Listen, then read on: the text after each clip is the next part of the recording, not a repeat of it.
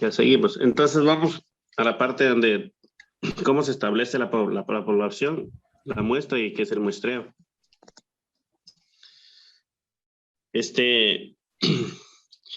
Primero vamos a saber a breve rasgos qué es la población, qué es la muestra, qué es el muestreo y la selección de la muestra. Pues como tenemos ahí en la imagen, luego vamos viendo ya detalladamente, la población es el conjunto de individuos el cual va a ser objeto de estudio. ¿De dónde se va a sacar la muestra? El grupo en sí.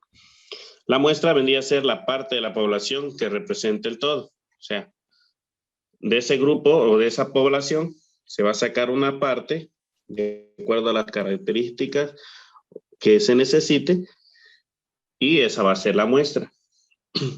El muestreo en sí es el procedimiento para poder obtener esa muestra de la población. Y extracción de la muestra es el procedimiento. ¿Cómo lo voy a hacer para extraer esa muestra? ¿Sí? ¿Cómo identifico la población de estudio? Pues la población de estudio es el objeto. Pueden ser personas, entidades, casas, etcétera, donde se encuentra, donde están los efectos del problema. Seguimos. Ya, aquí hay un ejemplo, dos ejemplos, que de ejemplo uno dice el uso de la prisión preventiva como excesos en los derechos de la presunción de inocencia en el proceso penal de lavado de activos a los expresidentes en el Perú. En el segundo dice deficiencias en la administración municipal que incide en el deficiente servicio de limpieza pública en la ciudad de Chiclayo 2019.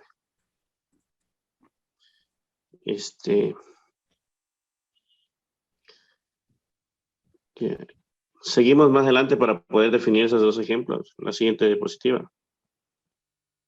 Ya. No, mucho. Eso. Dentro de estos dos problemas hay dos ejemplos muy claros. Como podemos ver, la delimitación espacial y la delimitación temporal. ¿Qué quiere decir la delimitación espacial? La delimitación espacial netamente se refiere al lugar donde ocurren los problemas. O sea, como lo dicen en el ejemplo, está ocurriendo en Perú, ¿no es cierto? Entonces quiere decir que estamos delimitando en dónde están sucediendo todos los efectos del problema. Entonces, eso nos quiere decir con la delimitación espacial. Y la delimitación temporal tiene relación de referencia a la pertenencia temporal, o sea, al tiempo, delimitar fechas. Por ejemplo, el problema ocurre en Sucumbíos, pero ocurrió, vamos a suponer, del 2018 al 2019. Entonces estamos delimitando temporalmente, o sea, el tiempo. No sé si ahí está claro esa parte de limitación espacial y delimitación temporal. Seguimos.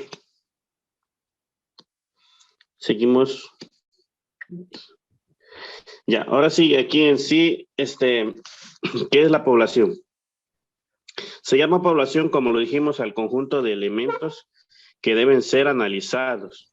En sí es donde está sucediendo el problema, es el área de influencia, donde tienen efectos, donde está dando efectos el problema. Entonces, la población de estudio en muchos casos se confunde con los sujetos que intervienen en la aplicación del instructivo de medición. Existirán diferentes casos de poblaciones que no siempre pueden ser objeto de medición por medio del cuestionario o la escala. El número de individuos de la población no debe de superar el 99.99, de ser este el caso, el valor se reducirá a esta cantidad. Es un consenso entre los investigadores. Entonces ya saben, ¿no? La población en sí viene a ser el área donde se está donde el problema está causando efectos. ¿Sí? ¿Seguimos? ¿Qué es la muestra? La muestra es una parte de la población que la representa. Es una porción pequeña que nos puede indicar el estado del objeto de estudio. En la investigación cualitativa, la muestra puede ser igual a la población debido a que en muchos casos se trabaja con poblaciones con número de individuos reducidos y en algunos casos son individuos únicos. Determinar la muestra de una población es más factible en los enfoques cuantitativos, pero en las investigaciones de enfoques cualitativos se torna algunas veces innecesarias y en otras la muestra no es representativa. Entonces la muestra, como ya dijimos anteriormente,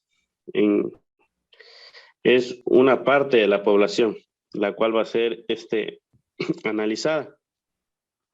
La puede analizar cualitativamente como cuantitativamente. ¿Seguimos?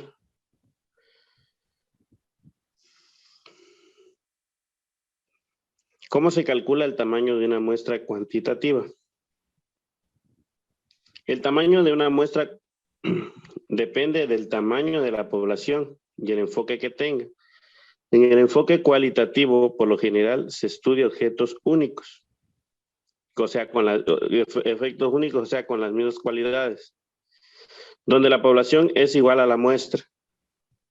En otros casos, la población está conformada por elementos similares que no necesitan la extracción proporcional de la muestra. El cálculo estadístico para encontrar la muestra representativa en relación al margen de error que está dispuesto a aceptar es la siguiente. Tenemos n es igual a z al cuadrado sobre s cuadrado que multiplica n sobre p, perdón, a n por p, sobre n sobre e que multiplica np menos 1 más 2 al cuadrado de c al cuadrado, donde n viene a ser el tamaño de, n minúscula viene a ser el tamaño de la muestra requerida, t es el nivel de fiabilidad, p prevalencia estimada y m el margen de error que puede estar en los 5%. ¿Seguimos?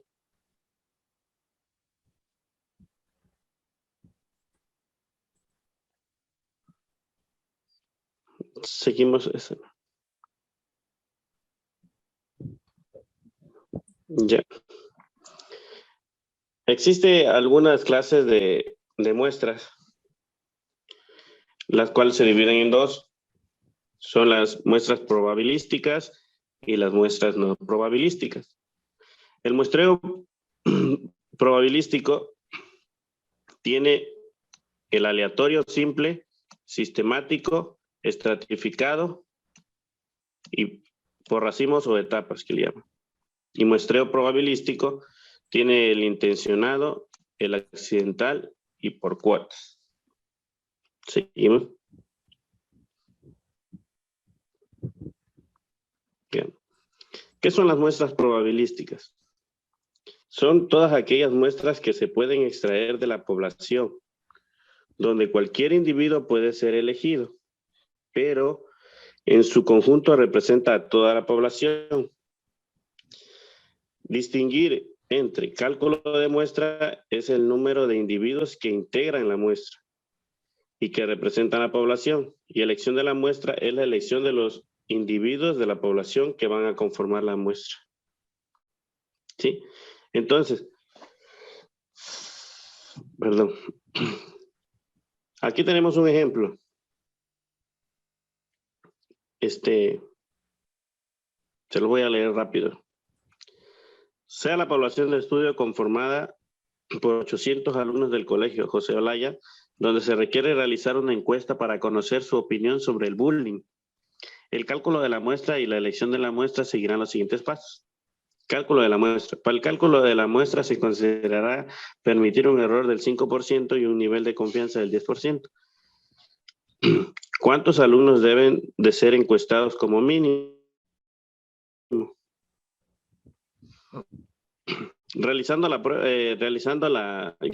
efectuando la fórmula que anteriormente la vimos, entonces la respuesta es de 202 alumnos. Casi el 25%. Los 202 alumnos que conforman la muestra deben de ser seleccionados al azar. No se pueden seleccionar solo, pues podría ocurrir que solo a los alumnos del primer año y no será representativa de todo el colegio. En esta situación tiene como resultado 40, es decir, que 40 alumnos pueden ser seleccionados de cada grado en caso de que también se escogiera un alumno al azar. Para ello puede usarse la técnica del ánfora, que consiste en reunir los nombres de todos los alumnos del grado y escoger aleatoriamente 40 hombres. Otra técnica consiste en extracción alternada. En este caso, si por ejemplo el primer grado del colegio tuviera 120 alumnos, se extraerá alternadamente de cada 3 de los 120 que encuentran en la formación. Seguimos. ¿Qué son las muestras no probabilísticas? En aquella muestra se elige en razón a la consideración o criterios que tenga el investigador, diferentes al azar. Las muestras no son seleccionadas de manera aleatoria, sino bajo criterios o parámetros establecidos de la investigación.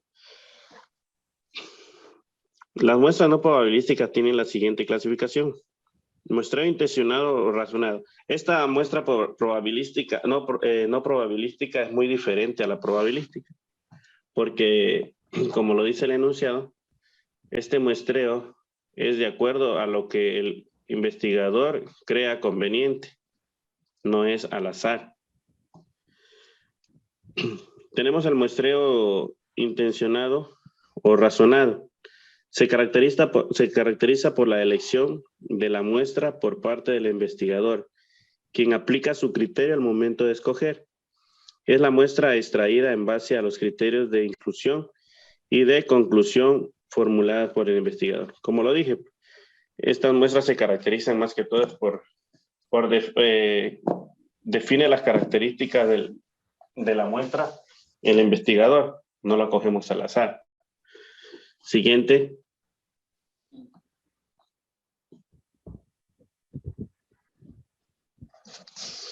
Muestreo accidental.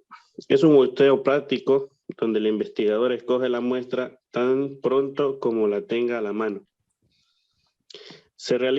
Por ejemplo, se realiza una encuesta de opinión sobre un producto de higiene personal que se ha lanzado al mercado recientemente. La empresa contrata a una serie de entrevistadores que realizan las encuestas en la calle. Estos van entrevistando a los que se le van encontrando accidentalmente por la calle.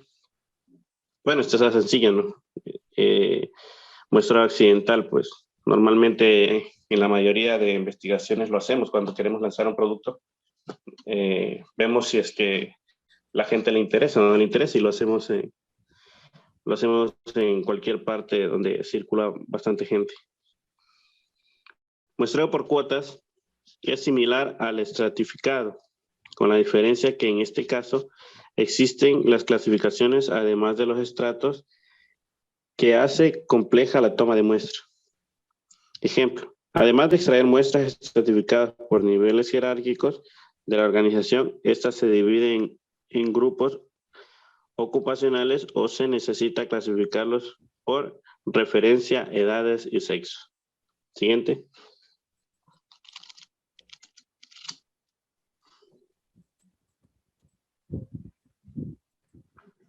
Se acabó. Eso fue todo, compañero. Ya, listo. Listo, muchas gracias. Déjenme ver.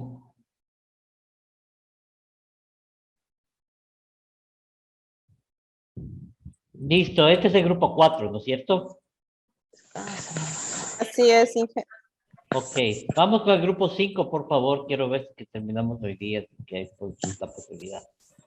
Descanse, ya se despidió. Grupo 5, por favor. Grupo Sí, que no me decía. Para que descanse. Plazas Paulina, Manovanda Orlando y Jennifer Cruz. Por favor. Correcto, comencemos, por favor.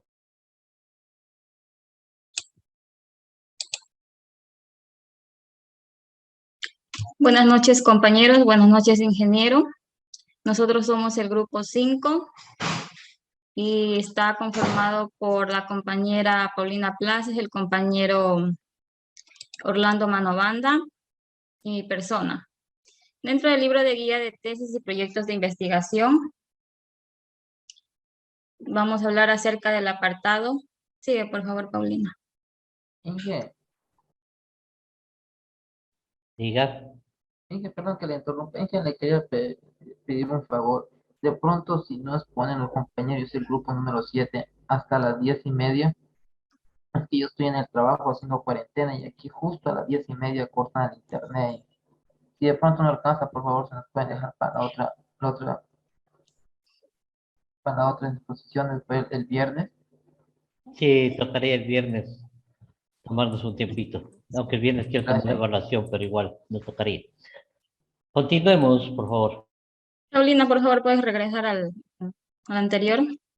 Ya, en este caso del apartado 7.1.6, que dice ¿qué son las muestras no probabilísticas? Bueno, estas son muestras que se eligen en razón a las consideraciones o criterios que tenga el investigador, porque son extraídas en forma dirigida de acuerdo a la conveniencia del investigador. Bueno, estas muestras no son seleccionadas de manera aleatoria, sino que estas pueden ser extraídas bajo ciertos criterios o bajo ciertos parámetros que estén establecidos en la investigación. Esta forma de selección se da especialmente en investigaciones cualitativas. Dentro de las muestras no probabilísticas se clasifican en tres, que es el muestreo intencionado razonado, el muestreo accidental y el muestreo por cuotas. El muestreo intencionado razonado, en este caso, pues el investigador es el cual elige la muestra y a su vez dirige también lo que es su criterio al momento de escoger. También es extraído en base a los criterios, dependiendo si es de inclusión y de exclusión, ya que son formuladas por el investigador. En este caso, los criterios son muy importantes porque le permiten al investigador identificar correctamente la muestra que representa a la población. En el muestreo accidental, este es un muestreo práctico, donde el investigador escoge la muestra tan pronto como pueda. En este caso quiere decir que, o sea, como lo tenga a la mano. En el muestreo por cuotas, este se divide en grupos ocupacionales o en este caso necesitan ser clasificados por preferencia, edad o sexo. ¿Qué tipos de extracción de la muestra tenemos? En este caso son 4, que es el muestreo aleatorio simple o muestreo de simple azar, el muestreo sistemático, el muestreo probabilístico estratificada, el muestreo probabilístico por racimos, por conglomerados o por etapas. En este caso, en el muestreo aleatorio simple o muestreo de simple azar, se puede utilizar la técnica del sorteo para la elección de cada individuo. Una vez que he seleccionado el número de individuos que van a conformar lo que les muestra, aquí cada uno de estos elementos deben ser extraídos aleatoriamente. Y es aconsejable que los elementos que ya fueron extraídos no regresen al grupo para que no vuelvan a ser elegidos nuevamente. En el muestreo sistemático, este tipo de muestreo se caracteriza por determinar en primer lugar un intervalo para la elección de la muestra. La muestra probabilística estratificada, esa se obtiene por segmentos de la población. Pueden ser también obtenidas en una extracción transversal, por ejemplo, en una investigación laboral de un número de empresas. Las muestras pueden ser obtenidas estratificadamente por niveles, según los cargos de las funciones que tenga la empresa. Aquí en la investigación se debe establecer primeramente cuáles son los extractos. Luego se extrae la muestra como si fueran poblaciones diferentes para al final unirlas como si fueran una sola. En el muestreo probabilístico por racimos, por conglomerados o por etapas, estos muestreos se configuran por el lugar físico y se extrae de varios lugares geográficos llamados clusters. Se utilizan también en casos que sea necesario realizar una investigación sobre una población con diferentes circunscripciones. ¿Qué es la recolección de datos? La recolección de datos es el uso de medios y formas para obtener información relevante para el desarrollo de la investigación. En este caso tenemos 5 técnicas de recolección de datos, que es la documentación, la observación, la entrevista, la encuesta y la psicometría. ¿Qué es la técnica de la documentación? Bueno, en este caso es la que registra la información para luego trasladarla a nuestras fichas de datos. ¿Qué es la técnica de la observación? Aquí se sigue un plan sistemático y controlado que permite evitar los errores de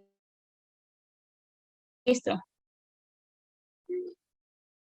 En este caso tenemos que se clasifican en 4, que es la observación del participante, la observación no participante, la observación de campo y la observación de laboratorio. La observación del participante, aquí se realiza la observación desde adentro, no solo se observa el objeto por medio de sus sentidos, sino también conforme a su propia vivencia. En la observación no participante, aquí es cuando el investigador está fuera del ambiente de estudio. Observación de campo, aquí se trata de la observación en el ambiente natural del objeto de estudio. O sea, es un tipo de observación no controlada. En la observación de laboratorio, este es un tipo de observación que desarrolla en un ambiente artificial que permite el control de los factores que requiere el observador. Se trata de ambientes controlados y diseñados para la actividad de observación. Esto puede ser un vivero, un zoológico o una sala de operaciones. También tenemos los elementos de la observación, que son 4, que es el investigador o sujeto de la observación, el ente observado, los medios de observación, las circunstancias de la observación. ¿Qué es la técnica de la entrevista? Aquí es la recolección de información por medio de preguntas que realiza el investigador directamente a la persona que es entrevistada. Se clasifica en entrevistas estructuradas y entrevistas no estructuradas. La entrevista estructurada es en la cual el entrevistador sigue una guía de entrevistas. En este caso quiere decir que la persona que va a entrevistar ya tiene una guía de preguntas. La entrevista no estructurada, el investigador desarrolla la entrevista sin una guía. O sea, aquí quiere decir que deja que las preguntas y las respuestas se acomoden a la conversación que se está desarrollando en la entrevista. O sea, es una entrevista amplia y puede tener resultados inesperados. ¿Qué es la técnica de la encuesta? Aquí es la recolección de información de un conjunto de personas a quienes se les entrega un cuestionario que debe ser resuelto en un tiempo determinado. En este caso, para saber las opiniones, actitudes, intereses y conocimientos de una población. ¿Qué es la técnica de la psicometría?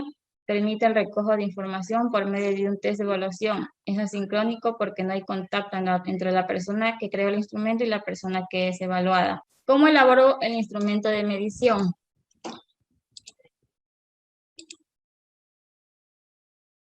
Pues el instrumento de medición se elabora por medio de un cuadro de variables, que son patrones de registros y de comparación de datos que miden dimensiones.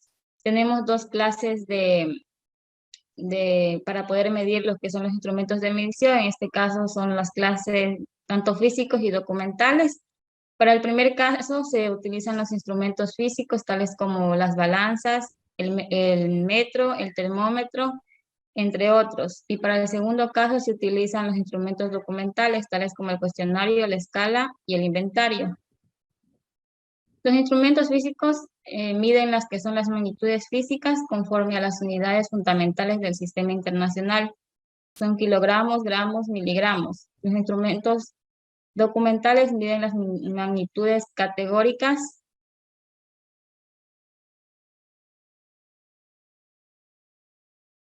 conforme a las dimensiones que el investigador le asigna a las variables y indicadores. ¿Qué es un cuestionario? Un cuestionario mide las opiniones, los criterios, los conocimientos de una persona por medio de preguntas o reactivos que han sido elaborados en relación a las variables y objetivos de la investigación. ¿Qué clases de cuestionario existen? Hay 3 clases, los estructurados, los semiestructurados y los no estructurados. Los cuestionarios no estructurados tienen preguntas cerradas con alternativas, donde el encuestado debe elegir como respuesta una de las alternativas que se propone. En este caso, no puede elegir otra o no puede expresar libremente su criterio. Ahora vamos, como había dicho mi compañera, hay 3 tipos de clases. Entonces, ahora vamos a ver qué son los cuestionarios semiestructurados. Este tipo de cuestionarios nos pueden ser útiles para recabar información especializada que nos permita ampliar nuestros conocimientos sobre algún tema específico de investigación o algún proyecto que se está llevando. Su uso no es propiamente de un instrumento de medición, como sería el caso de un instrumento cerrado, como ya les había explicado, sino su uso puede ser aprovechado.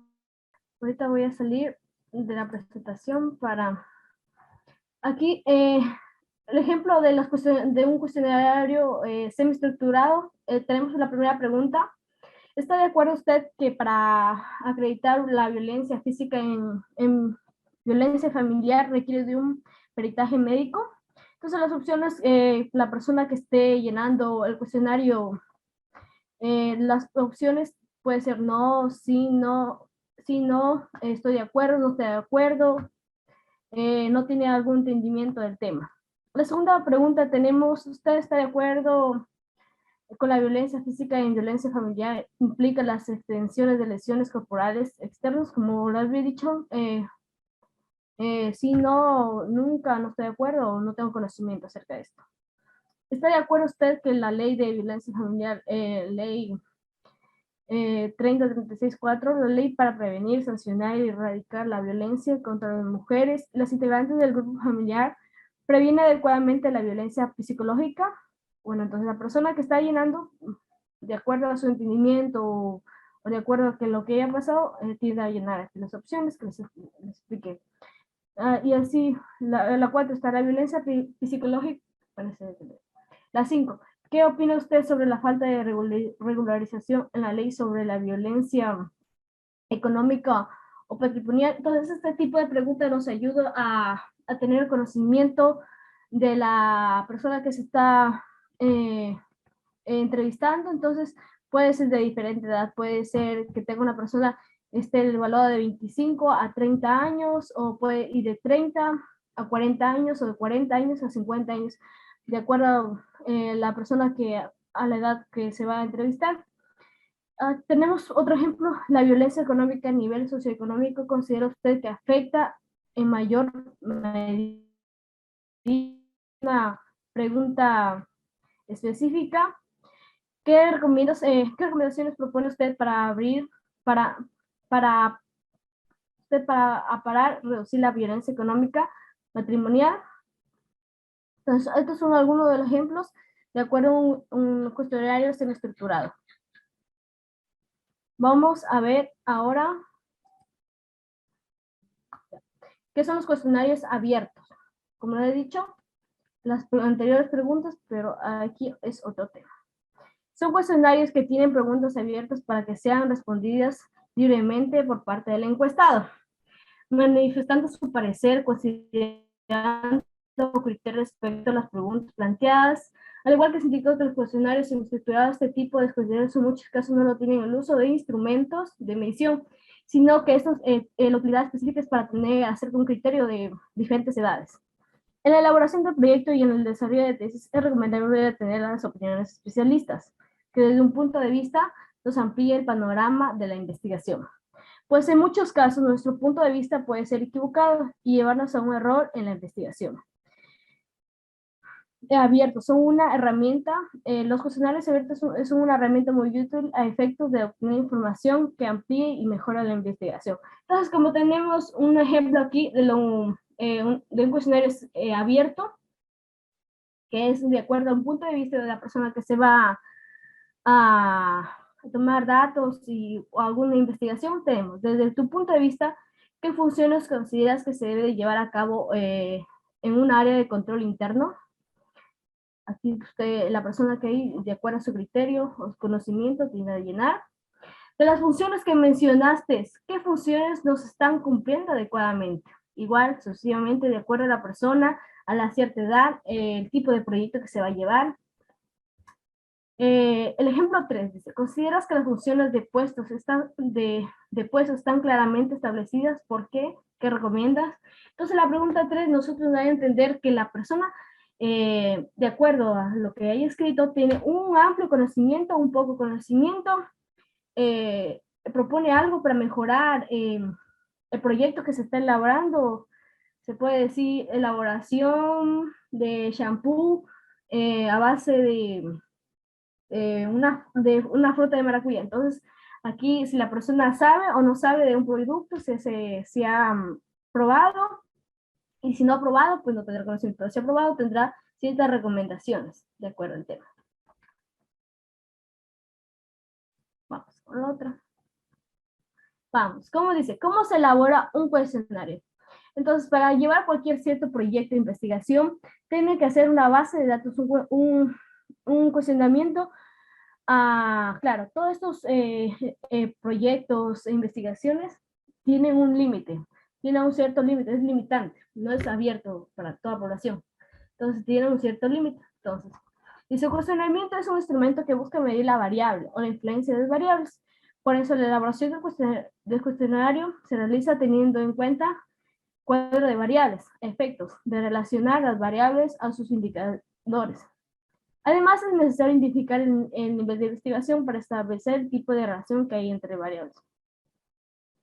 Las preguntas del cuestionario se elaboran de conformidad a las dimensiones e indicadores que se busca medir. Cada indicador puede tener una o más preguntas, dependiendo de los aspectos del indicador que se quiere conocer. Vulneración de la ley estricta. Número de ítems. Aquí es el número de preguntas que se van a llevar de acuerdo al criterio de imputación de la variable 1. Está en la escala de medición. Está muy de acuerdo, está en desacuerdo, poco de acuerdo y muy de acuerdo al tema que se está planteando. Entonces están los niveles de rango. Está muy pésimo, pésimo, regular, bueno o muy bueno. O a su vez también se le puede editar de acuerdo al criterio de cada uno o del criterio del tema que se está llevando. Se pueden ver millones de temas. Entonces, así están las variables. Entonces, variables tenemos el derecho de defensa, debido del profesor. En los indicadores tenemos la afectación de derecho de defensa. Los números de ítem tenemos 11, 12, 13, 14. Entonces, a medida que se va haciendo la variable de cada uno, se le va poniendo de acuerdo 5, acá 5 y acá le van colocando 4. Entonces, acá la medición igual, muy de acuerdo, está de acuerdo al tema, poco de acuerdo, desacuerdo, muy de acuerdo. Niveles de rango, usted que está muy pésimo, está pésimo, regular, bueno o muy bueno. Ya las preguntas se elaboran de acuerdo a la relación que existe entre las variables que corresponden al nivel de investigación. Si se tiene una investigación del nivel descriptivo, esto es un nivel descriptivo. Las preguntas buscarán confirmar la descripción propuesta a la investigación si la investigación corresponde a nivel comparativo. Entonces, cuando nosotros hablamos de los niveles o la escala, estamos hablando de nivel comparativo. Entonces, las preguntas buscarán comparar las variables. Si la investigación corresponde al nivel explicativo, las preguntas buscarán medir la afectación de la variable independiente en la dependencia. Si se trata de una investigación correlacional, las preguntas buscarán medir la correlación entre ambas variables. Si se trata de una investigación aplicativa, la investigación buscará la aplicación que el proyecto propone. Si se trata de investigación predictiva, las preguntas buscarán predecir eventos. Entonces, cuando una persona se está llevando diferentes proyectos, puede ser de diferente índole, uno se debe de proponer las variables de acuerdo a lo que uno se va a llegar. A un problema. Y de ahí se va cogiendo las recomendaciones y se va desarrollando el proyecto.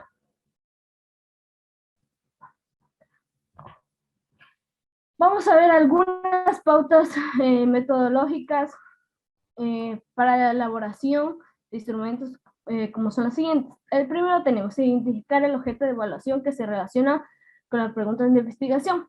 Esto significa las personas que va a estar el proyecto identificado. Si va a ser un barrio, entonces un barrio. Si va a ser unas 4 casas, si se le va a hacer a a un condominio, una investigación, entonces a ese tipo de, a esos son, se podría decir, las personas que se van a tomar los cuestionarios. Establecer los enfoques, perspectivas o características que deben ser abordados con las preguntas de instrumento, es decir, de que cada pregunta de investigación se debe relacionar con las preguntas del cuestionario, de diferentes aspectos que son lo suficientes necesarios para acabar objeto de información, objeto de medición. Entonces, cuando nosotros vamos a tener un tipo de medición a nivel cuestionario, entonces aquí se debe decir si se va a hacer un tipo de investigación a nivel de un condominio, entonces se puede hacer un tipo de preguntas, un cuestionario de manera abierto o semiabierto.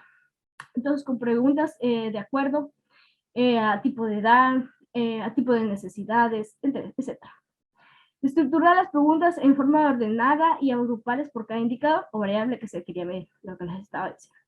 A efectos de evitar influir subjetivamente en las respuestas del entrevistado, se puede dispersar las preguntas de forma aleatoria, pero mantendrá el esquema original a efectos de medir los indicadores y variables con los resultados obtenidos. Determinar el propósito, medir que este punto se evalúa si los ítems sirven para medir la variable. Entonces, cuando se está proponiendo un tipo de cuestionario, tiene que servir la información que las personas estén dando para corroborar con el proyecto que se está llevando. ¿Qué es la validez y la confiabilidad de un instrumento? Dice, un instrumento de medición requiere de diversas pruebas empíricas y estadísticas que permiten establecer valores de calibración tales como la validez y la confiabilidad. Es casi como el sesgo, entonces cualquier instrumento de medición siempre va a tener un cierto porcentaje de sesgo. Como nosotros sabemos, el sesgo significa error.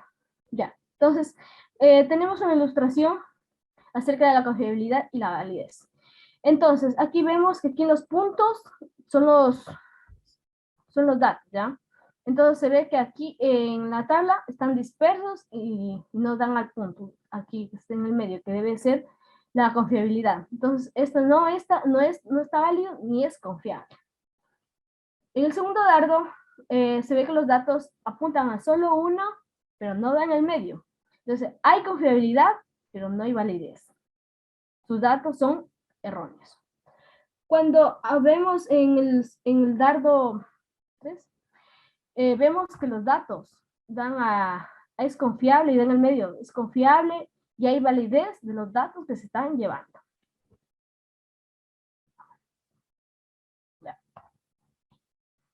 ¿Qué es la validez del instrumento de medición? Como les había dicho, la validez de un instrumento de medición es la idónea que tiene el instrumento para medir lo que se requiere medir. Un ejemplo de un instrumento que no es idóneo puede ser el uso de termómetro para medir una distancia. En ese sentido, el instrumento tiene que ser apropiado para el objeto que se desea medir. Entonces, nosotros tenemos conocimiento, no todo instrumento de medición sirve para todo. Entonces, hay que utilizar los instrumentos debidos de acuerdo al proyecto que se está llevando para evitar un sesgo y no tener datos erróneos y así que salga mal el proyecto. ¿Qué es la validez del contenido? La validez del contenido es la consistencia que tienen las preguntas para probar el criterio o unidad que se quiere medir. Se hace referencia a la pregunta en relación al contenido con el contenido. Entonces, cuando uno se está haciendo las preguntas y se está hablando de una fitorremediación, nosotros no podemos enmarcarnos unas preguntas que no se desvíen del tema. Nos pueden meter en preguntas de fitorremediación, pero nosotros estamos haciendo preguntas de lodos. Entonces, es algo que no tiene coherencia y pues resultaría mal la base de datos, las bases estadísticas de las opiniones de las personas, etc. ¿Qué es la validez de las constru? Hay validez en la construcción de las preguntas, en cuanto abarcan todas las situaciones hipotéticas que permiten medir. La variable se puede medir con una o dos más preguntas referentes a un tema, de manera que abarquen el problema desde distintos enfoques, perspectivas o criterios que sumados permitan entender la evaluación del íntegro del objetivo de medición. Entonces, pero cuando uno se está haciendo la validez constru, debe de tener varias variables. ¿En qué consiste la validación de un instrumento por juicio de expertos? Ya, es un tipo de validación que consiste en la apreciación de por lo menos dos personas conocedoras de la metodología de la investigación y del tema que investiga, que califica el instrumento de acuerdo a los criterios que establecen un cuadro de calificación del método de medición. Entonces aquí trata de conocer de que personas que ya tienen una cierta referencia larga de trabajo con ciertos de medida, ellos dan un juicio profesional de que sirve este instrumento para hacer, digamos, un ejemplo, medir el pH. Entonces, eso es muy importante, que entre mejor que tenga unos criterios acerca de profesionales ya experticios, menor va a ver el sesgo, el error que salga en los datos finales, principales, de acuerdo al proyecto que se está llevando.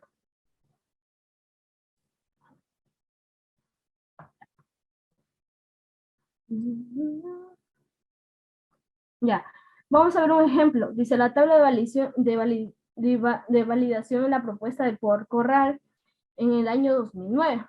Tenemos ítem 1, 2, 3 y muchos. Claridad en la redacción. Tenemos de acuerdo si está claro el proyecto. Coherencia interna, inducción a la respuesta, como les digo, el sesgo, que es el error que se puede ver en los datos, también se puede ver en el instrumento, la mala calibración, la falta de mantenimiento, el no saber, muchos otros. Lenguaje adecuado con el nivel de informar, si está bien, si está mal, mide lo que pretende. Si se mide, puede ser algún parámetro que se mide, puede ser parámetro físico, de acuerdo al proyecto físico, químico o biológico. Observación si se debe eliminar o modificar un ítem a favor a cualquier ítem. Entonces ahí uno se le puede colocar mejorar el ítem 5 porque está mal redactado. Ya, pero es de acuerdo a la experticia, ¿verdad? Los ítems están distribuidos de forma lógica, aquí también, sí, no. El número de ítems es suficiente para recoger la información en caso de ser negativo. Su respuesta sugiera los ítems añadidos. Como puede ser, la persona que está leyendo o que tenga bastante conocimiento acerca del tema puede decir que falta una pregunta. Entonces, la validez, ¿aplicable o no aplica? Realizado por la persona, el número de su cédula y así los datos de la persona que está haciendo el proyecto.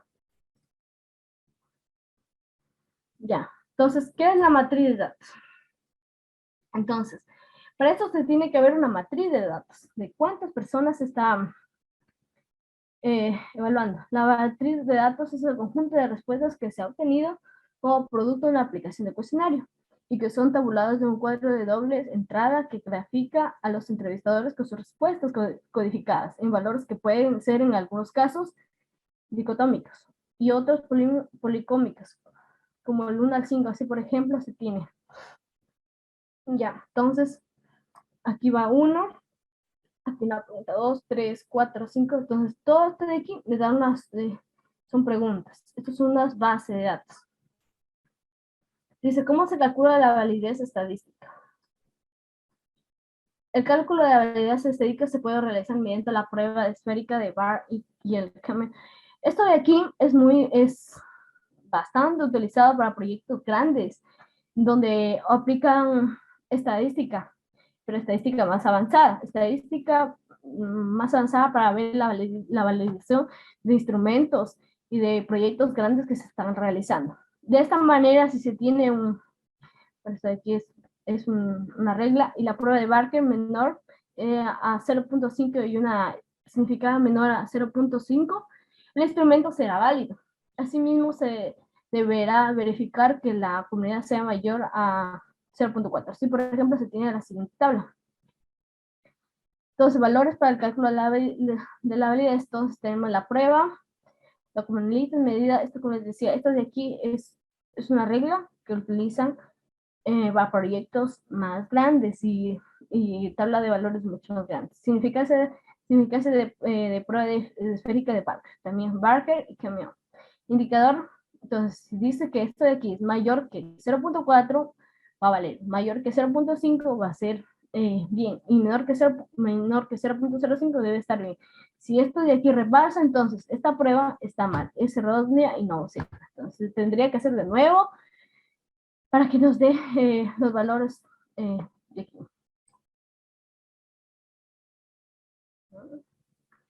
versión de aquí. Bueno. Como ejemplo, tenemos el cálculo de la validez estadística, se tiene el siguiente. Prueba de validez de la variable 1. Como les dije, K-Mean y Sampling and Weighted tiene 800. Este es un cálculos de estadísticos mucho más avanzados. Barker y, bueno, estos de aquí los utilizan más las personas en Europa para grandes proyectos. Entonces aquí tenemos pues se puede decir pregunta 1, 2, 3, 4, 5, 6, 7. Entonces de inicial es así la extracción. Ya, la extracción son estos datos, los principales componentes. Entonces las comunidades son superiores a 0.5 y la varianza acumulada es de 59.750. Cuando hablamos de la varianza acumulada, nosotros ya hemos visto en primer semestre estadística. Entonces vamos a recordar un poquito. Como les estaba diciendo, vamos a ver la varianza acumulada. Entonces, la varianza acumulada para el componente 1 tenemos que es 50.759. Entonces, de inicial. Ya, entonces, se le suma, sale 10.601. Este y este solo es de acá. Y este de acá. Este le suma es de acá. Y esta suma de acá. Este de aquí, dando un porcentaje que siempre puede dar 99.9, 99.8, 99.98 puede ser el resultado, pero lo idóneo es que quede en 100. Así lo hemos visto en estadística. Entonces aquí la suma da esto. La suma y la suma da esto. La suma y la suma da esto. La suma y la suma da esto. La suma y la suma esto. Hasta que nos dé un 100%. Entonces, el porcentaje de la varianza, como hemos visto, es 59.759. El total de acá es 4.83. Y el porcentaje de acumulativo es 59.79. Lo igual. Entonces, el resultado de la varianza de la variable 1 tiene los siguientes valores. Como les dice, los componentes son mayores a 0.4, entonces tiene validez. Como les dije, este es un tipo de es cálculo un poquito más avanzado. Entonces el cameo es mayor a 0.5. La significancia es menor a 0.5. De los resultados obtenidos que podemos establecer que los resultados de medición de la variable 1 son estadísticamente válidas. Entonces, para que cierta tabla de datos o tabulación que se esté haciendo de acuerdo al proyecto que se haga pequeño, grande o medio, entonces se debe hacer este tipo de estadísticas para ver si tiene validez o si no tiene validez. Igual aquí mismo la extracción lo hace con otras preguntas, lo mismo, se saca el porcentaje variable, el porcentaje de acumulación, como le dije, la varianza, todos nosotros tenemos conocimiento que para sacar la varianza se debe sacar la suma de y nada aquí, y nada aquí, para que nos dé un 100%, que debe dar un 99.99 o 99.98, que sería lo idóneo y que no habría tanto cerca. Ya, entonces la extracción de los componentes de análisis nos da los resultados. Las variables tienen los siguientes valores. Las comunidades son mayores a 0.4, el cameo es mayor que el 0.5, en significancia es menor a 0.5. Lo que nos da de resultado de la medición que la variable 2 son estadísticamente válidos. Entonces, cuando se está llevando un proyecto grande, pequeño o mediano, puede ser plazo corto, medio o largo, se debe hacer un proyecto o también un tipo de investigación, un tipo de estadística para ver si tiene validación o no tiene validación. Pero también esto también se hace en una empresa, etc. Ya.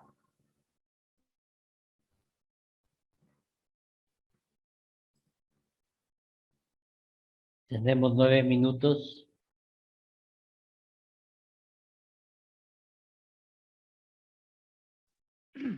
Ya me tocó. ¿Sí me escucha, Inge? Sí, se escucha claro. Ya, Inge. A ver, vamos. Buenas noches con todos, ingeniero. Bueno, a continuación de lo que está poniendo, de lo que ya expusieron mis compañeras, el ítem 8.5.4 dice que es la confiabilidad del instrumento. Bien, la confiabilidad del instrumento está compuesto por distintos factores o distintos parámetros de confiabilidad que se puede realizar mediante una prueba, ¿no? Puede ser las pruebas más conocidas o también resultados negativos cuando no se hace bien la prueba. Por ejemplo, tenemos un factor que dice 2 mitades. ¿Qué se trata? ¿Qué tratamos de decir con 2 mitades? Está clarito. Quiere decir que dividimos en 2 mitades.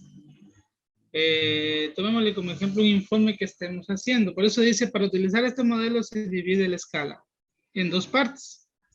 Por ejemplo, Goodman dice que es un modelo que se calcula los límites inferiores de Goodman.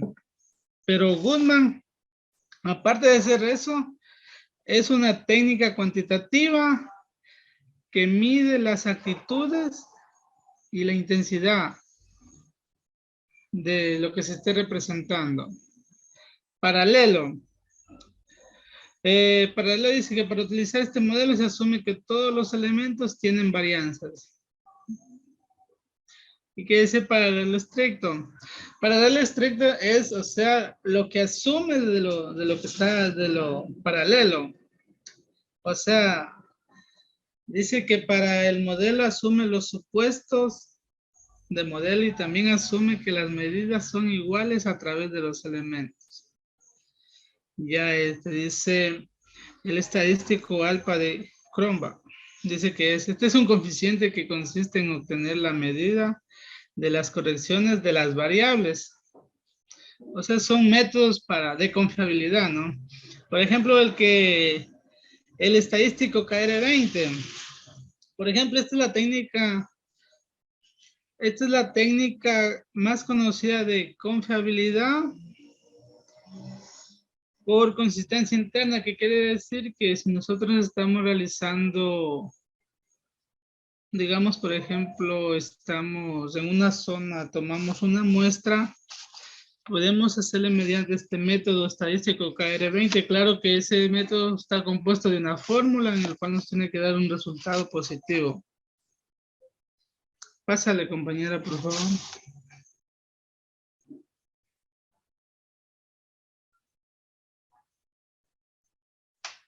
Ya, 8.6. ¿Qué pruebas estadísticas derivan del instrumento?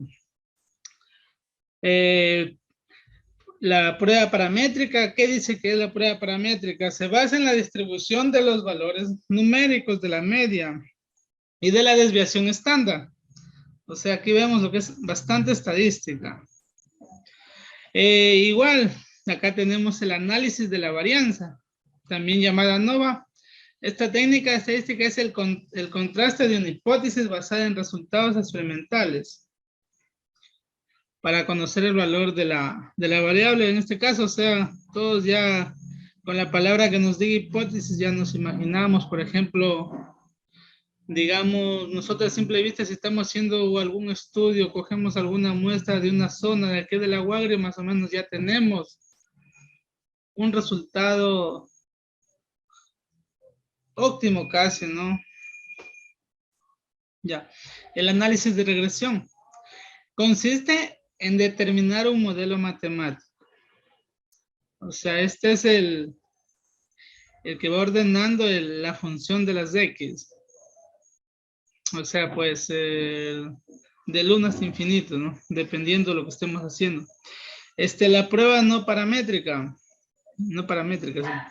Esta prueba dice no parte de la base de datos, sino de una suspensión donde asume la normalidad de la población.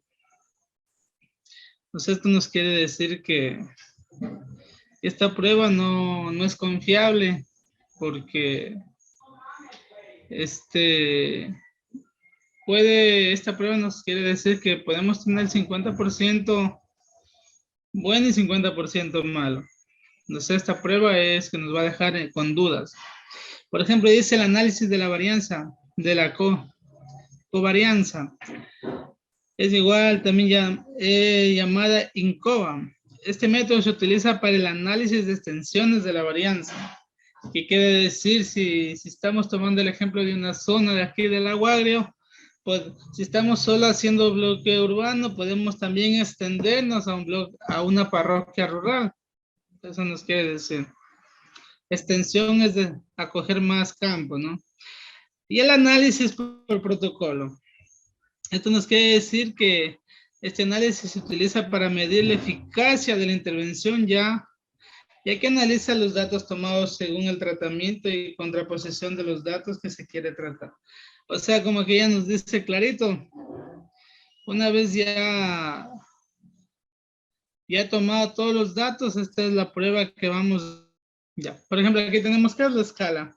Como ya les dije, la escala es un instrumento de medición ordinal, mide la intensidad de una variable entre dos valores opuestos.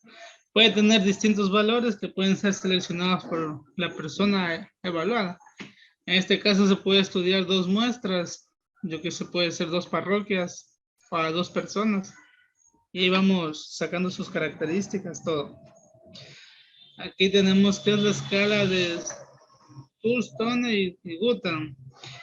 Como ya les dije anteriormente, es un instrumento de medición llamado también la escalograma o escala acumulativa.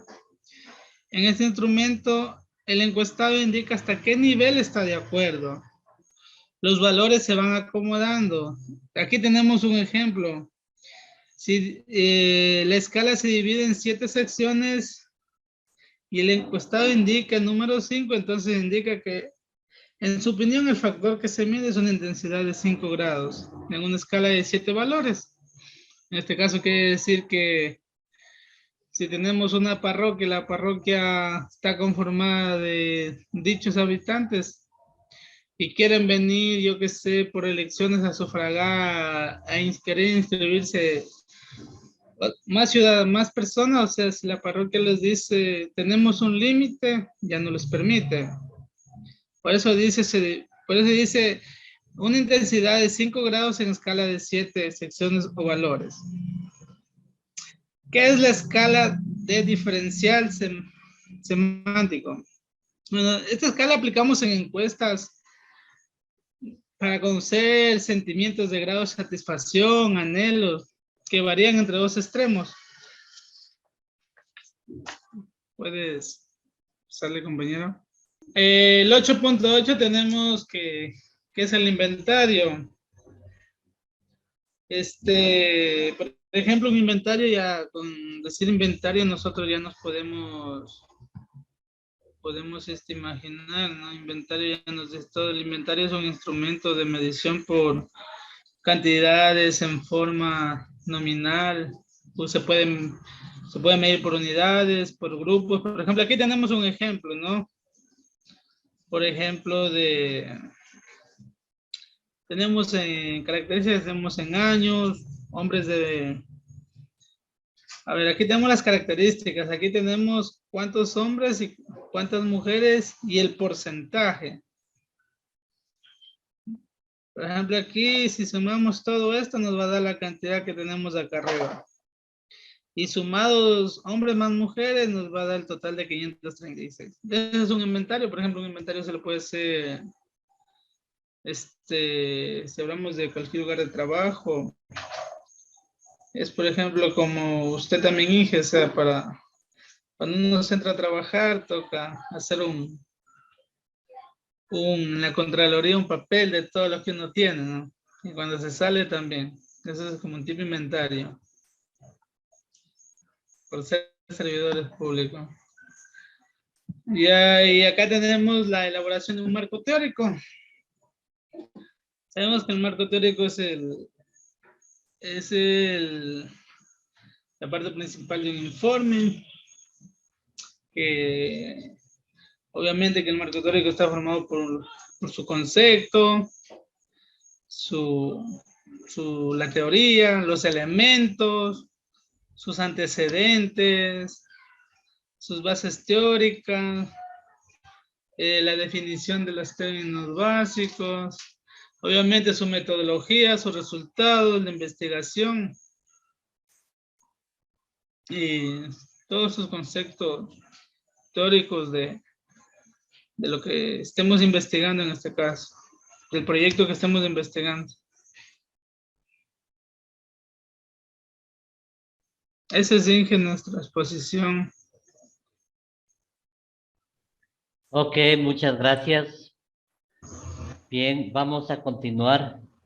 Por efectos del tiempo, vamos a seguir exponiendo rápidamente. Nos toca el grupo número Ok, Inge. 6, ¿no? Jennifer Obando, Paladino Jimmy y Alberca Yomaira. Por favor, ¿ya están listos? Sí, ya me permite compartir pantalla, por favor. ¿Ya está listo para compartir? Ya, entonces yo soy la única que se encuentra de mi grupo, voy a exponer ya todo. Buenas noches, magíster, buenas noches, compañeros. Nosotros somos el grupo número 6, que está constituido por mi persona, Jennifer Obando, y vamos a hablar un poco acerca del cómo se elabora el marco teórico. El marco teórico es una de las partes fundamentales en todos los proyectos, ¿ya? Entonces, hay muchas cosas que a veces nos confunden sobre cómo es la manera correcta de elaborar el marco teórico, ¿ya?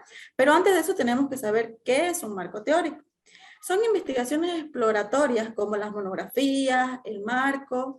El marco teórico es un cuerpo de la averiguación, las indagaciones que son cambiantes y que también definen los términos, los conceptos, las ideas y los criterios. ¿Ya? Dentro de un marco teórico tenemos antecedentes investigativos y bases teóricas. En los antecedentes investigativos son averiguaciones llevadas a cabo por otros estudiosos cuyos temas de indagación se hallan en relación a la indagación que se hace. ¿Ya? Esto es como las personas que estudian acerca de un tema, ellos también sacan pues sus teorías. Es necesario identificar al autor, el título de la investigación, la institución académica para la cual se realizó el estudio, la ciudad y el país en cuanto al cuerpo de un antecedente. Sabemos que cuando nosotros elaboramos un proyecto tenemos que buscar información acerca de un proyecto similar, ¿no? Que son los antecedentes. Pero este proyecto similar debe ser confiable. Ahí nos da algunas pautas de las cosas que tiene que poseer este sitio web o este documento para que pueda ser favorable, que ahí nos dice que tiene que tener el nombre, la ciudad, el país, y tiene que ser pues algo parecido al tema que nosotros estamos tratando. ¿Cuáles son las características? Nos indican los límites de las investigaciones, sirven de insumo para fundamentar la teoría y sirven para corroborar o discrepar. ¿Ya? En el caso de mi proyecto, de mi anteproyecto, hablo acerca de la elaboración de ladrillos ecológicos, ¿ya? Entonces, como parte de mis antecedentes, yo tengo uno que se dio en Perú y analizó acerca de qué tan estructural puede ser este ladrillo, o sea, si puede servir para construcción o no. También tiene otro que es uno que se hizo en la universidad aquí en Ecuador, de Cuenca, que habla acerca de cómo hacer con los residuos orgánicos, ¿ya? Pequeños ladrillos ecológicos, y estos vueltas son no estructurales. Entonces es algo que más o menos tiene que ver un poco con mi anteproyecto, con el tema de mi anteproyecto, ya que este es elaborar los ladrillos ecológicos a partir de plásticos y de materia orgánica. Aquí tenemos un ejemplo de cómo redactar un antecedente, ¿ya? Como podemos ver, primero tienen que estar los apellidos paternos. Tiene que estar la fecha y tiene que tener el nombre de la tesis o la monografía, que en este caso dice relación entre sobreprotección materna y comportamiento en estudiantes de educación inicial. También es importante que al redactar este antecedente no solo copiemos y peguemos, sino que también podamos leer y podamos sacar nuestras propias como conclusiones o opiniones acerca de este tema y poderlo plasmar en nuestros antecedentes, pero de la manera correcta también y que sea sustentable, ¿ya? Aquí tenemos una de las formas que se debe hacer la referencia en las normas APA. Como pueden ver, tiene que tener el apellido, tiene que tener la fecha, el nombre, el país y el nombre de la tesis, el lugar y si es recuperado o no, ¿ya? Por lo general saben decir que los antecedentes deben tener una fecha, ya por ejemplo pueden ser de 5 o 10 años, ya depende mucho del maestro. Pero en este caso dice que una antigüedad debe tener una antigüedad menor a 5 años. Por lo general es lo que más utilizan las universidades o los colegios que mandan a hacer los proyectos. Pero también nos explica que no se debe limitar a una determinada fecha, ya que en este caso pues ha habido como, podemos utilizarlo como un marco histórico también, de cómo se fue dando poco a poco el tema al que nosotros pues escogimos, ¿ya? Entonces, una de estas partes también son las bases teóricas. Las bases teóricas están conformadas por las teorías, conceptos y definiciones que es necesario desarrollarlas para entender el marco operativo o conocido también como metodología, ¿ya? Dentro de estas bases teóricas, pues aquí es donde tenemos que tener claras las variables, ¿ya? Tenemos que tener claras las variables, cuáles van a ser las dependientes y las independientes, como unos grupos anteriores lo estaban explicando, ¿ya? Dentro de las bases teóricas tenemos los niveles de investigación, tenemos el nivel exploratorio, el nivel descriptivo y el nivel comparativo. También es importante saber que dentro de las bases teóricas va a haber una parte donde se habla de las definiciones y tiene que pues ir plasmado qué es, para qué sirve y todo eso de acuerdo a su tema, ¿ya? En el nivel exploratorio, refiriéndonos a los niveles de las bases teóricas, nos dice que en este caso se trata de las monografías, porque no hay variables que analizar. Simplemente está el relato ordenado por objeto al que se explora. En el nivel descriptivo, las conclusiones o aportes del estudio pueden ser justificadas o validadas por opinión de expertos mediante el uso de instrumentos. Y en el nivel comparativo, pues en este nivel se definen las variables de comparación y sus indicadores desde un punto de vista amplio y desde distintas posiciones de la doctrina. Ya en el nivel comparativo, pues esto nos sirve más como para poder tener una semejanza de los temas, ¿ya? Como su mismo nombre lo dice, como para comparar, nivel comparativo, ¿ya? También es importante que no solo se puede utilizar uno de estos niveles, sino que se pueden utilizar todos. Ya va a depender mucho del tema, cómo vaya a estar estructurado, ¿ya? Entonces, ahora vamos a ir a algunos marcos, ¿ya? Dentro de el marco teórico también existe el marco legal. El marco legal es el análisis legal del objeto de estudio. Por ejemplo, en el proyecto de investigación de la carrera de arquitectura se puede analizar legalmente la viabilidad. En este caso, el marco legal, a veces tenemos, pues, ¿no? Que solo va a ir como con un tema de la carrera de derecho o cosas así, no.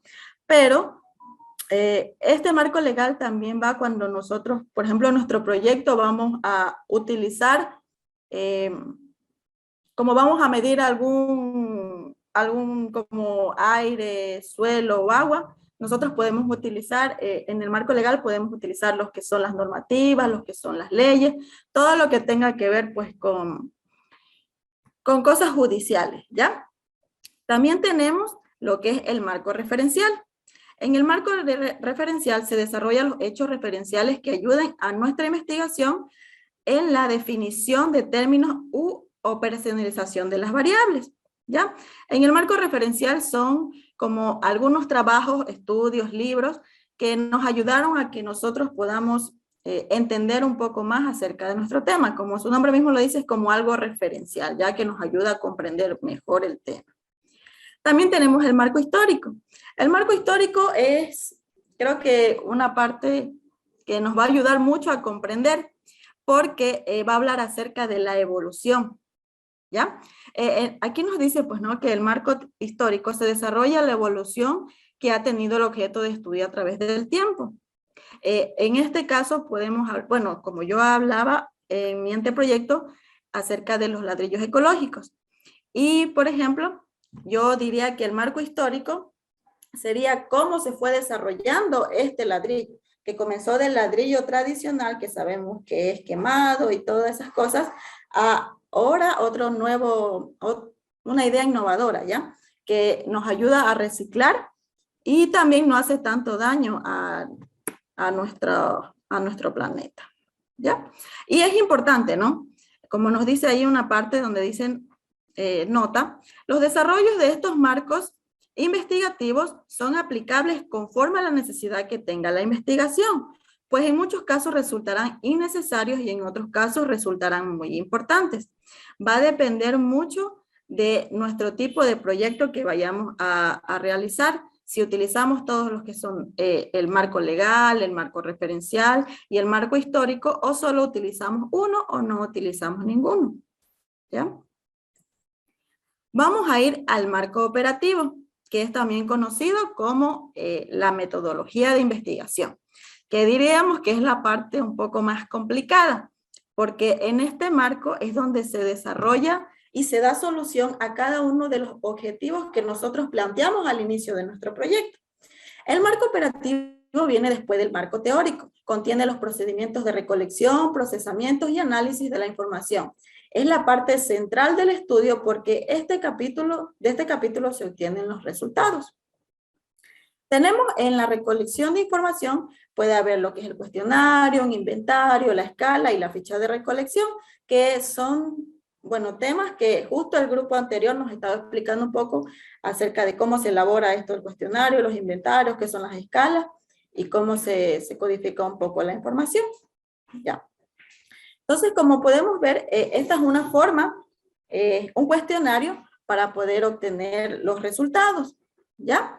Aquí, como pueden ver, nos habla acerca de si son funcionarios públicos o son privados, y nos habla también, pues, acerca de, haciendo hincapié a los docentes. Nos dice también del género y más o menos el rango de las edades, ¿ya?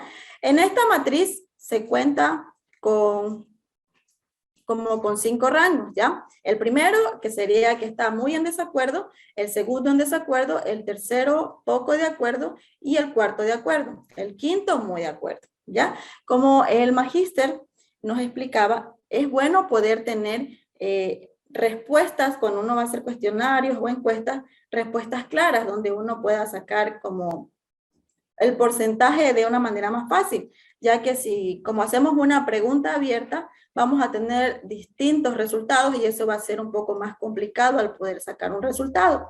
Pero si ya damos preguntas que se pueden responder de manera concreta, va a ser un poco más fácil poder tener el resultado de estas encuestas, ¿ya? Las variables e indicadores se codifican por las iniciales que tiene la proposición. Estas no deben ser mayores a 3 letras y deben ir seguidas de una numeración que las identifique de las otras. Por ejemplo, aquí tenemos. El problema es el clima organizacional y el nivel productivo de la empresa XXY en Arequipa 2019, donde las variables e indicadores son, por ejemplo, la variable independiente es el clima organizacional y este está representado de la manera que dice B mayúscula y 1. Los indicadores son comunicación interpersonal, que está representado con las siglas C, I, I, E, I. Involucramiento satisfactorio, que está representado con las siglas IS. En la variable dependiente, que es el nivel productivo, está representado con la B y el número 2, ¿ya? Para diferenciar que es variable independiente y variable dependiente, B1 y B2. Y los indicadores de la variable dependiente son la producción eficiente, que está representado con las siglas PE, y la producción deficiente, que está representado por las siglas PD. También tenemos cómo procesar la información, ya que aquí vamos a poder explicar un poco acerca de cómo la recolectamos y los resultados que sacamos de esta recolección de información. ¿Ya? En este caso, podemos ver aquí un cuadro estadístico, ¿ya? Y nos habla acerca de algunos casos. Y aquí dice que se reportan 22 casos en la ciudad de Lima, y mientras que en provincias se reportan 5 casos, ¿ya? Aquí nos explica más o menos que en otras ciudades como que hay casos un poco, bueno, es como normal, ¿ya? Pero que nos da que en otra provincia pues se dan los otros 5 casos, ¿ya? Y aquí nos habla acerca de lo que son las víctimas, ¿ya? La información puede ser de 2 tipos, los datos estadísticos y los datos descriptivos. Como su nombre lo dice, pues los datos estadísticos se refieren a valores y los datos descriptivos pueden ser más utilizados pues de una manera como explicada en palabras o en letras. Lo siento que tengo un perrito un poco bullicioso. Ya. Entonces, vamos a hablar un poco acerca del nivel ocupacional. Aquí tenemos otro ejemplo de cómo codificar la información. Ya, aquí como podemos ver, nos dice el nivel ocupacional y nos divide en tres etapas, ¿ya? Los funcionarios públicos, la actividad privada y lo que es docente, ¿ya? Como podemos ver, los que son funcionarios públicos tenemos ahí un rango de 0 y la actividad privada un rango que llega al 20, al número 20. Y en docentes tenemos igual que a los funcionarios públicos, que sería un rango de 0. El procesamiento de datos estadísticos. Los datos estadísticos se procesan mediante cálculos estadísticos que permiten obtener valores que luego son interpretados por el investigador. En este caso, el grupo anterior, especialmente el compañero Manobanda, nos explicaba un poco acerca de algunos de los ejercicios que se utilizan, como el ANOVA, el ANCOVA y algunos otros, ¿ya? Aquí tenemos algunos ejemplos de cálculos. En el cálculo de la fiabilidad o confiabilidad, que el ejercicio más utilizado es el estadístico alfa de Cronbach, ¿ya? ¿Y cuál es la finalidad de este? Es de calcular el valor de la significancia. También tenemos la prueba de validez. Esta es más usada como la prueba de esferidad o Bartlett, que se calcula la esfericidad, el KMO y las comulatis. Prueba de normalidad, que está el Shapiro-Wills y Kolmogorov. Estos calculan la normalidad de la distribución de la variable. Y también tenemos la contrastación de hipótesis, que es Sperman y Rode-Pearson, ¿ya? Que calcula la existencia de la influencia de una variable en otra. El índice de confiabilidad. La fiabilidad se obtendrá mediante el estadístico alfa de Cronbach, que mide la desviación estándar para establecer el grado de dispersión. Con ello, establecer el valor de alfa que nos indicará la fiabilidad, ¿ya? Como podemos ver, aquí tenemos un pequeño recuadro donde muestra el ejemplo acerca de este cálculo, ¿ya? Del cálculo de alfa de Cronbach, ¿ya? Espero que les haya gustado mi exposición. Esto es lo que puedo encontrar más relevante en mis temas y espero que lo hayan podido comprender y entender. Muchas gracias, ingeniero. Muchas gracias, compañero. Perfecto, perfecto. Muchas gracias. Grupo número 7. ¿7 toca?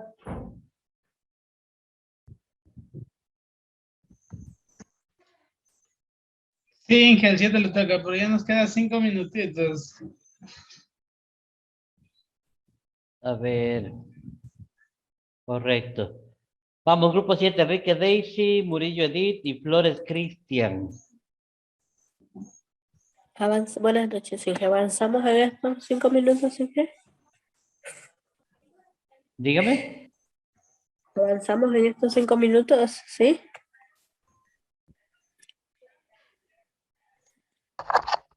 ¿Sí me escuchan? Buenas noches, compañeros. Somos el grupo número 7, pues continuamos con nuestra posición, ya que estamos en el tiempo. Bueno, A somos el ver, grupo número... un ratito, son las 8:26, de 10:26. Se nos acaba el tiempo. Ya no hay oportunidad. Para el día viernes tocaría el grupo 7 y el grupo 8. Sí, déjenme tomarles lista, por favor. Permítanme la Ok. pantalla. No diga eso. Sí, a ver, espérenme un ratito, por favor. Aquí estamos. Hoy estamos lunes, viernes, ¿cierto? Correcto. Vamos. Alban, Nicole. Alberca, Yomaira. Castillo, Daira. No hay. Córdoba, Lisbeth. Presente. Correcto. Cruz, Jennifer. Presente. Correcto. Daisy Enríquez. Presente. Muy bien. Ángel Escobar.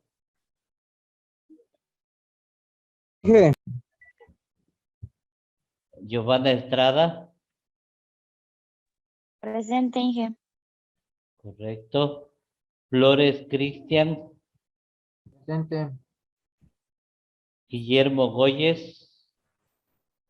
Dije, el compañero estaba conectado, pero está aislado porque está con, parece que un posible COVID, entonces estaba un poco mal. Dijo que Ok, listo, no hay problema.